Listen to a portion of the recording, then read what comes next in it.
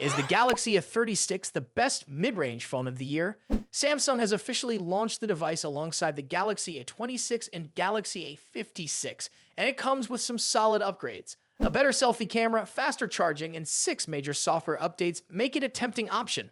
But is it worth considering over its competitors? The Galaxy A36 comes with a 6.7-inch Super AMOLED Infinity O display. It has a full HD Plus resolution, a smooth 120Hz refresh rate, and a peak brightness of 1200 nits. This means the screen stays clear even in bright sunlight, and the higher refresh rate makes scrolling feel smooth. Samsung has also included an in-display optical fingerprint reader and stereo speakers for a more premium experience.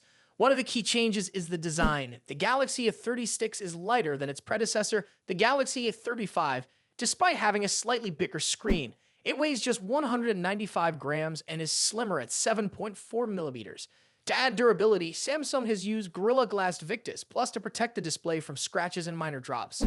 The phone is also rated IP67 for dust and water resistance, meaning it can survive splashes and brief submersion in water.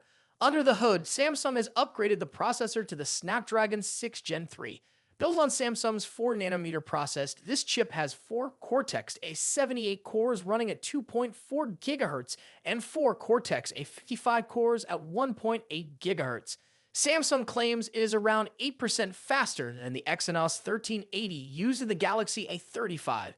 This should translate to better performance in daily tasks, gaming, and multitasking. The phone comes with either 6GB or 8GB of RAM and offers 128GB or 256GB of internal storage. However, there's no microSD card slot, so users won't be able to expand storage later. Samsung's software support has been a major selling point, and the Galaxy A36 is no exception. It ships with Android 15 and One UI 7.0, and Samsung has promised 6 major Android updates and security support for 6 years. This means the phone will eventually get Android 21, making it one of the longest supported mid-range devices in the market.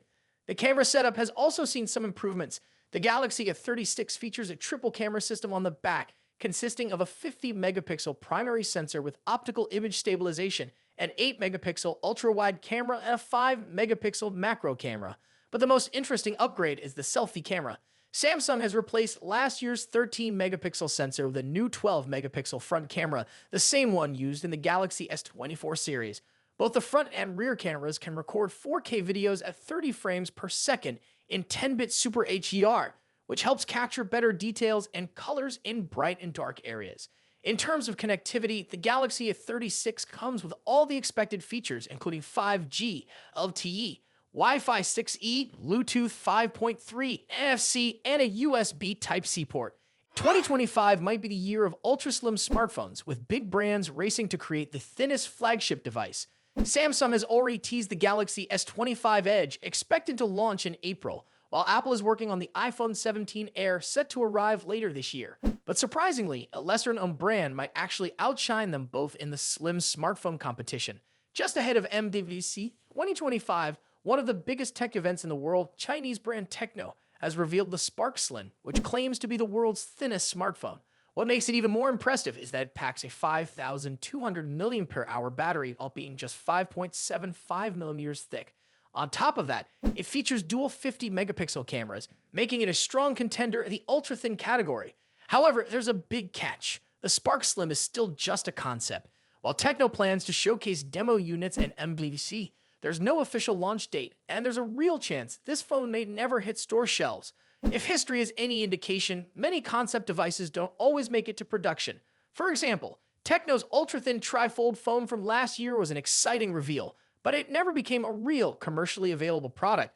Still, the specifications of the Spark Slim are impressive. It features a 6.78-inch AMOLED display with curved edges, offering a sharp 1224 resolution and a smooth 144 Hz refresh rate. The screen is also said to be incredibly bright, reaching a peak of 4,500 nits, which is higher than most flagship devices. The front camera is a 13-megapixel sensor placed within a small punch hole cutout. Inside, the 4.04mm thick battery supports 45-watt fast charging, and while the camera bump does add some thickness, the phone remains impressively compact overall. At just 5.75 millimeters thick, This device is an engineering achievement, especially considering its battery size.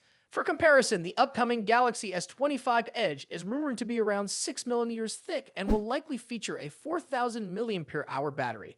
That means Techno has managed to fit a significantly larger battery in a thinner design, which raises the question, how did they do it? The answer lies in advancements in battery technology, specifically the use of silicon-carbon batteries. This new battery type allows for higher energy density while keeping the overall size compact. A similar approach was seen in the OnePlus 13, which used silicon-carbon technology to fit a massive 6,000 mAh battery without making the phone too bulky.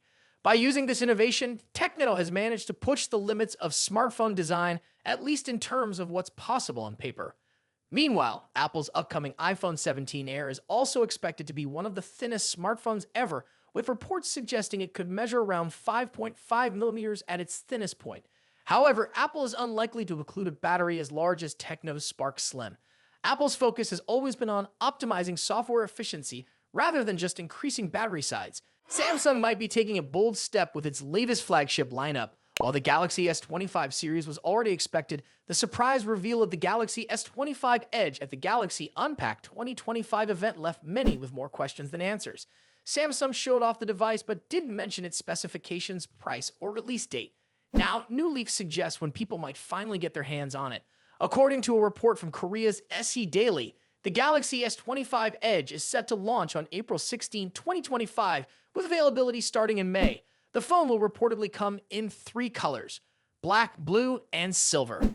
As for pricing, the report claims it will be slightly more expensive than the Galaxy S25, which suggests Samsung is positioning it as a premium alternative to the standard model. What's particularly interesting is the limited production run. The report states that Samsung is manufacturing only 40,000 units initially. This is a relatively low number for a flagship device, signaling that the company might be testing the market before committing to mass production. It could also mean that Samsung is unsure about the demand for this model, since it is the first time the brand has launched such a variant. Limited availability could either drive up excitement or leave potential buyers frustrated if stock runs out too quickly. In terms of hardware, the Galaxy S25 Edge is expected to share most of its specifications with the Galaxy S25 Plus. However, there will be 2 key differences: the camera system and the device's thickness. Unlike the Galaxy S25 Plus, which features a triple camera setup, the S25 Edge will have only 2 rear cameras. Samsung has reportedly opted for a 200 megapixel main camera paired with a 12 megapixel ultra-wide sensor. While this setup might seem like a downgrade compared to the S25 Plus, the inclusion of a high-resolution primary camera could still deliver excellent results. The ultra-wide camera will allow users to capture broader scenes, making it a useful addition for landscape photography and group shots.